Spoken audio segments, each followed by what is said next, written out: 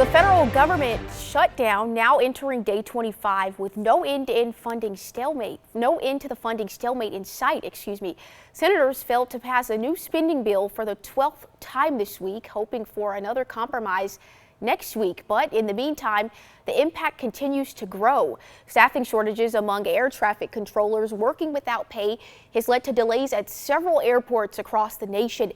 Demand at food banks nationwide is growing as furloughed workers went without a paycheck Friday, and families who rely on SNAP benefits now preparing to go without as funding is set to run out next week.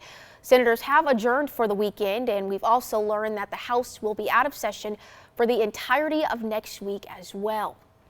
And as Georgia Senators Jon Ossoff and Raphael Warnock reached across the aisle and sided with Republicans in hopes to secure a deal, U.S. Representative Sanford Bishop joined Protect Our Care Georgia Friday to talk about the reasons for the shutdown. Americans will be blocked from enrolling in health care coverage because the premiums will be just too high for them to afford. Healthier people will drop out of the insurance market, and the remaining pools will be sicker, will have sicker people in general. Congressman Bishop calls the shutdown a, quote, Republican-led health care crisis. Democrats say they want a discussion and vote on the subsidies for the Affordable Care Act that are set to expire at the end of the year, which in result could drive insurance rates much higher. Now, Bishop says Republicans are refusing to negotiate, and he's worried it could impact families like Angela Holmes. Take a listen. They were elected to do a job, and they're laying down on the job, and anybody who doesn't come to the table and fix this needs to get their butts kicked out. Now, Bishop also says he's concerned for rural hospitals and small businesses that will be financially strained when those subsidies expire.